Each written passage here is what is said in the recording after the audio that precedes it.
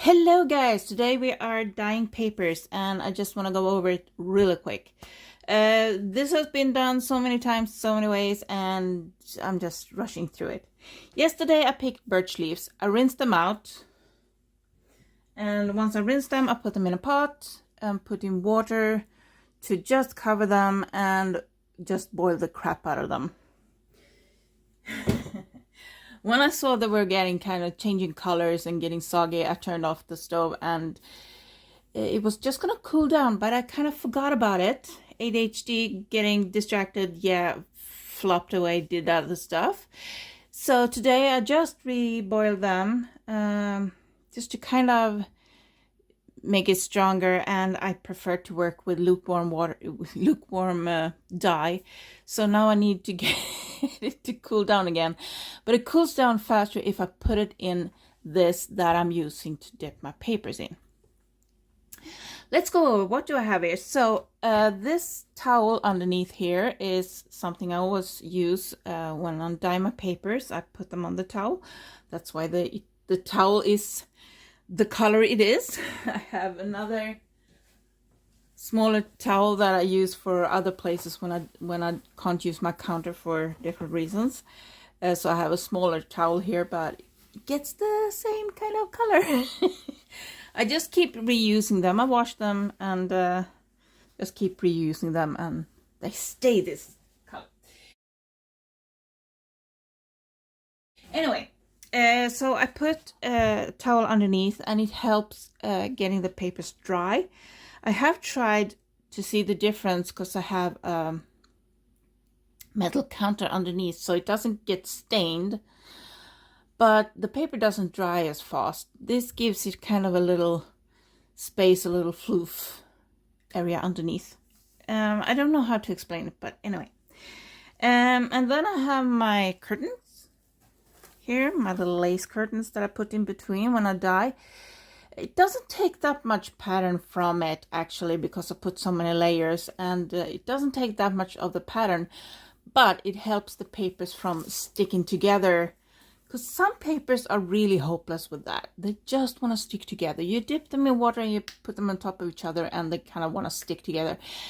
And sometimes it is due to the papers and sometimes it's due to what you are dyeing them with.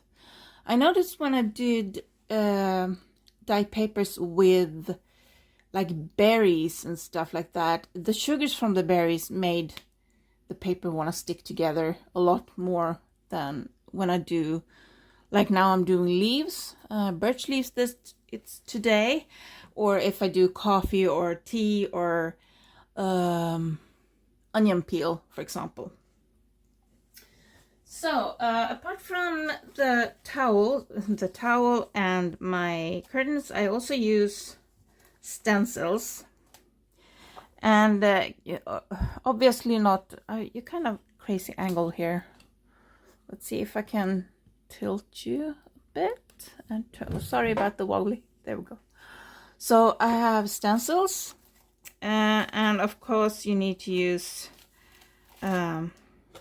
plastic or fabric stencils.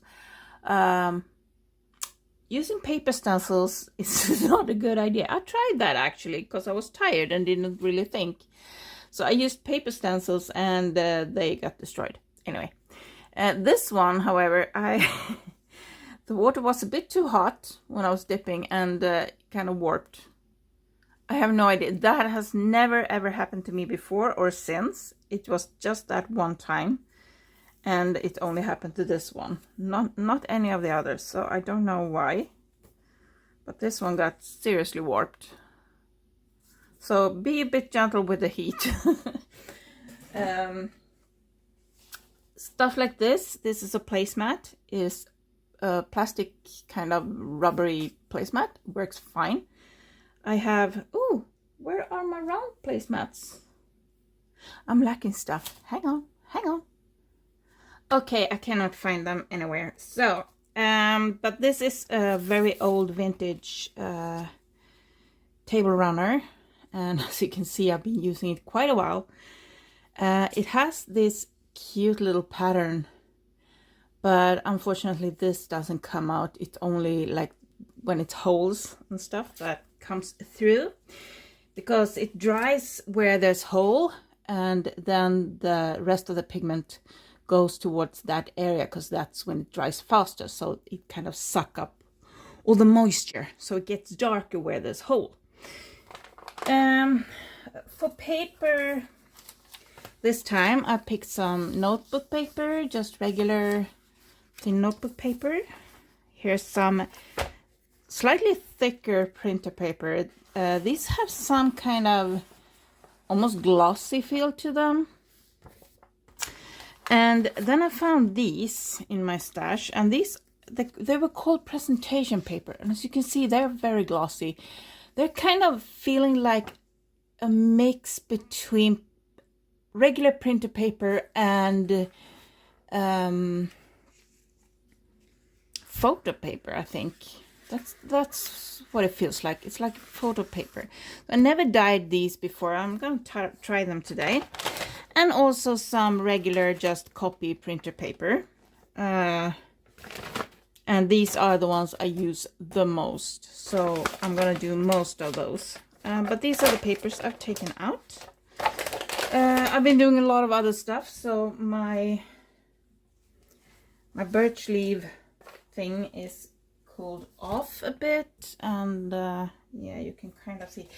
The lighting here is crap, but I don't know what to do about it. I have a lot of lights on, and I'm just gonna pour some checking. I don't want too much in the dipping pot because I spill a lot. Well, it's gonna look good. Okay, I can pour it all in there,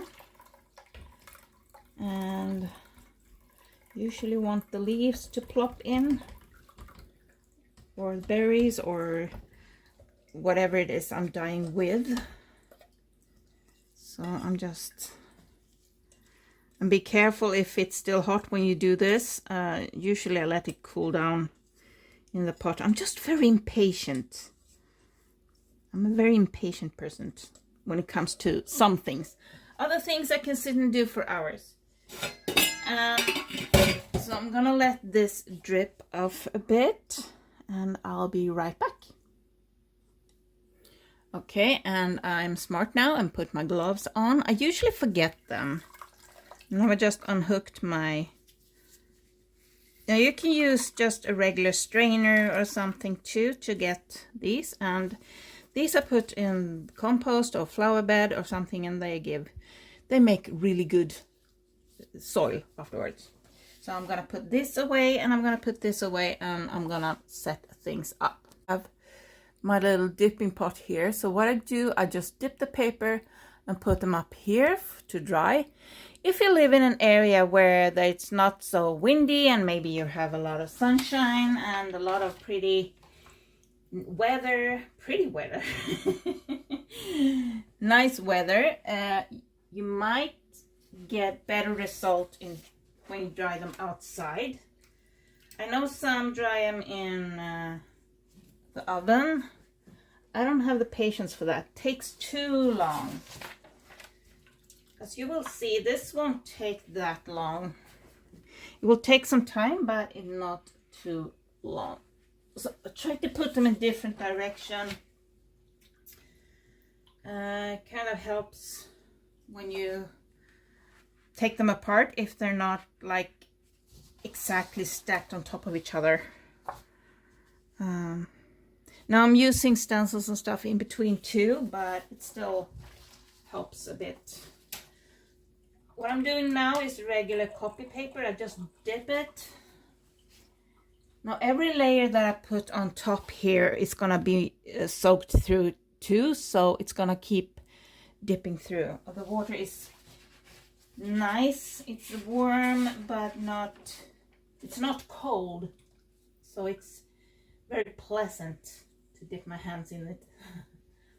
So and there we go.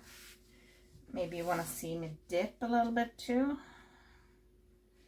Just a moment. And usually I can put them slightly further that way, but I have a little bend there, and all of a sudden I don't fit 3 papers. Usually I fit exactly 3 papers, but I don't this time. So I'm gonna start with this one. And I kind of put it so it's kind of a little bit on each one, so everyone get a little bit of the pattern. The legs are in the way. Okay. So let's keep dipping, and it goes really fast. We'll just do this. Let's do it this way. Let's take another. And this is just what I do. It doesn't take that long. It's not that complicated. And you get fun results. Now, about this dye that I'm using here, I can boil it down a bit. Oh, I ripped the paper. Be gentle with your papers. Don't rip them. But it's okay because I use them for other things. You know, I rip paper quite a lot. So if I get a tear at the side, it doesn't matter too much when I'm working on it. It's another thing when I put them in my paper packs. I usually send, if you buy some paper packs from me, you would usually get some hand-dyed papers with too. And then I don't send one of those ripped ones. So let me put this one in. There we go. Now you're in the way. Now you need to move back. Yeah, so about the dye, you can boil it down some more to kind of make it more concentrated, and you will get a stronger dye. It will get brighter, and I noticed that it also seemed to matter when you pick the leaves or the berries or whatever it is that you're dyeing with. I find younger leaves from birch usually becomes a lot more yellow than the later ones. So later in the year I get more green. They're still very yellow, but they have a more green tint to them. And the amount of water you put in, how long you boil them, and all of that stuff differ. So at first when you dip them, it doesn't look that different, but if we compare to the completely white paper, you can see there's a difference, and it gets more yellow when it dries. So let's put some stencils on here.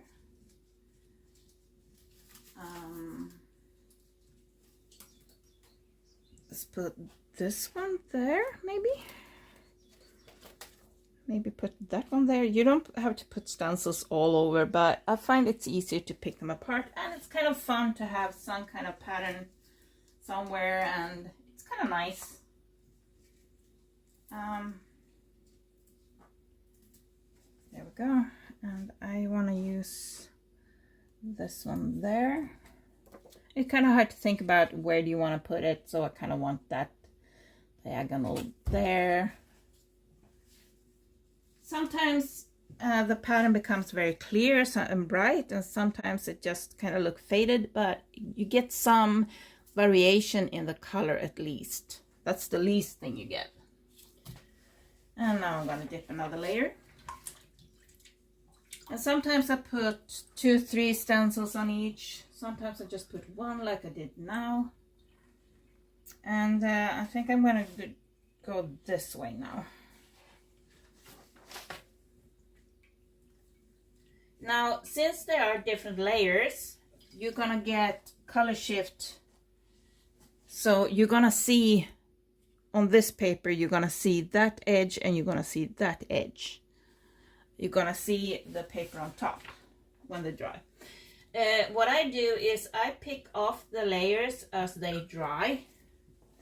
So when the top layer is dry, I pick them off. You can see the difference here between the paper that has been laying down for a bit and the ones that are newly dipped. And we're still doing the same type of paper. This is still just printer paper.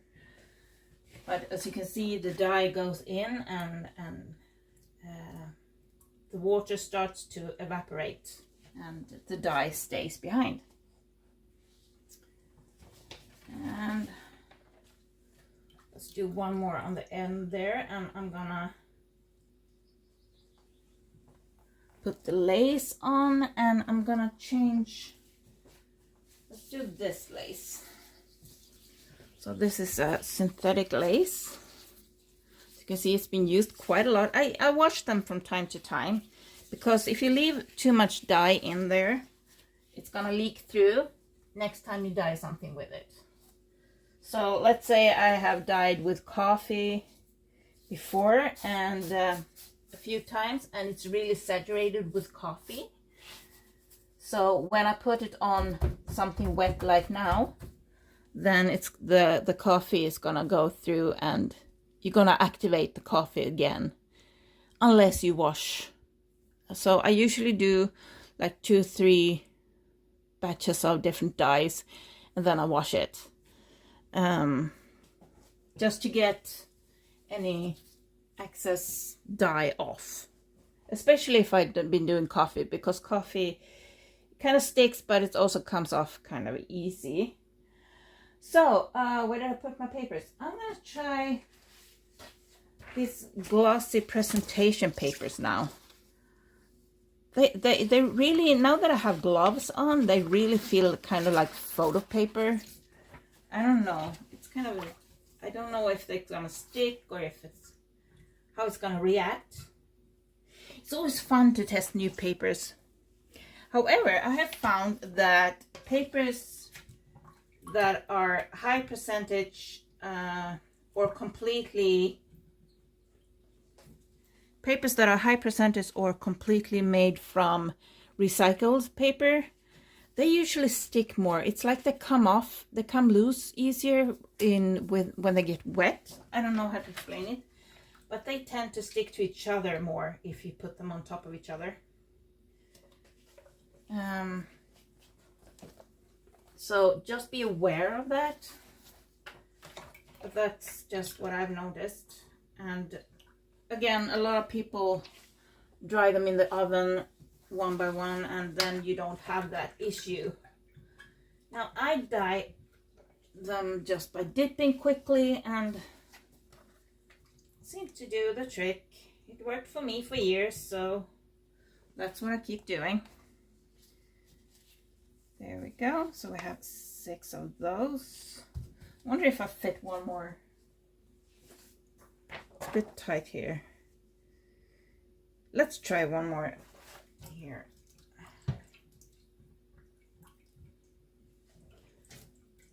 There. Good enough. Yeah. Yeah.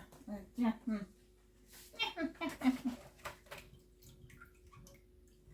There we go. So birch leaf gives, now everything that you can dye fabric with, you can dye paper with. I got that question. So how do I know what to use to dye with? With pretty much everything. And pretty much everything that's not toxic, you can test. Don't be afraid. Just go out and pick. I'm actually gonna do grass this year. I heard someone say it's awesome to dye paper with grass. So I just folded the curtain over, and I have it's over there now. So now I'm gonna put on another layer of paper, and then I'm gonna pull that lace over that, and just keep going until I'm done. So I'll see you in a bit when I'm done. Hi, so I'm back again. So I just wanted to show you, you can also use little small, if you have like little small, like the stuff you push out of the stencil. So if you have stencils like this, that you push the stuff out. So I put that one there, for example. I don't have the top ones for the lights there, but I put that one on there to give, it's just to give a little variation in the pattern and so on. So you can also use the kind of ugly stencils right now. It's a pretty good one. So the flickering, I don't know if you can tell, but my gloves are getting dyed. So yes, use gloves. I'll be right back again. Oh, and I found this canvas pad for acrylic, oil, gouache, and mixed media. And it has these almost like fabric rubbery. Let's see if I can get some detail in. So you can see, yeah, I kind of can see how rough it is. So it has a very canvas-like surface, but they feel kind of waxy almost. And but I'm gonna try and dye 2 of those too in all of this. Okay, so now I'm out of dye. As you can see, it was kind of hard to dip the paper. So when I start to get this, I take the remaining dye. And sometimes I use a spoon or something, but now I'm just gonna use and I just sploosh it over the few little drops that's left. And I'm just gonna cover it with lace, the final layer. I lost count of how many layers I did. Not because I made so many, but because I start to think about other things while I dye papers. Usually I listen to a podcast or watch a video or something. As you can see, it didn't get wet quite through there, so putting some extra stuff on there. But I'm gonna let this dry, and I will see you just in a little bit when it's dry and see the results. Hi guys, so I finished dyeing and I sorted the paper by paper type. So here we have the little notebook papers, and this is what they turned out like. And I really like them. Kind of hard to get the little difference in kind of, I don't know what to call it, splotchiness? I don't know. So that was a notebook. These are the canvas, the acrylic canvas papers that I took and dyed, and they took not as good to the dye as I thought they would, but if you compare to, you can see it's kind of dyed. These are the shiny papers, and they were actually really good, and they feel amazing afterwards. They're still shiny, as you can see, but I really like them. Really like them. I'm gonna use them a lot more. And they took to the dyeing very well, and you can see the little lace details and stuff in here too. I really like them. I really like them. Yay! Yay! Okay, so it's still very early morning. It is not that early anymore. Okay, never mind. It's 7:30. These are the slightly thicker copy paper, and when I hold on like that, it doesn't look like much, but here you can see the difference. For some reason, some of them didn't take as well to the dyeing as other, and it depends on the layer. Here you can see the little patterns and stuff, and other are just kind of meh, kind of plain in my opinion. I like the splotchy. I like the really stained, grungy look. I know not everyone's into that, but I am, and that's what I go for when I dye paper. I want unevenness. I want them to be kind of grungy looking, stuff like that. And this is the regular 80 GSM copy paper, and they're so yellow, and I am so in love. You can't really see. Let me turn this on. Let me see if that, no, doesn't really show up that well. But I really love the yellow. Hard to get the light right. You know what? Let's go outside and see what happens. Oh yeah, see the difference? Look at these now. In here we have a kitty cat. Want to see something sexy? Okay, I'm sorry I kicked the stand. That's sexy, huh? Yeah, so yeah, here you can really see the colors. But the printed paper really took the dye very well. The regular thickness, the printed paper. This thicker did not take as well. They're not as yellow for some reason. I don't know why. And the shiny paper really, they're still my favorite this time. I really need to dye the whole patch, but I'm gonna do some different die. So these were birch leaves, and the next stop, I'm not sure what I'm gonna do next. I have way too many ideas and not enough time and not enough energy, but I'm really happy with these. So yeah, go if you have any birches. By the way, when you pick leaves out of living plants or trees or anything, just pick a few here, a few there. Don't pick clean. Leave it enough so it can properly keep growing and thrive, and you will have an amazing place to pick your materials for years and years and years, your entire life probably, if you're just gentle with them. So yeah, if you have the possibility to pick, now there will be to pick birch leaves. I kind of quit mid-sentence and just go on with the next. But if you're buying any of my paper packs, a few of these papers will be in any of my paper packs. So I'm just gonna put some extra in there for as long as they last. Not all of these, because I need them for crafting. I have a lot of journals on the way, and I really need to dye more papers. So I'm gonna go pick something and dye more papers. Hope you guys have an amazing day. Thank you so much for watching. Hope this gave you some ideas. And go out there, pick fun stuff and dye papers with them. It's very easy, it's very fun, and yeah. So I'm gonna shove these under some heavy books now and flatten them even more. I did iron them, but as you can see, they're still very wavy, so I'm gonna put them under some books for a few days, and while I do other things. So I'll see you soon. I love you guys. Bye.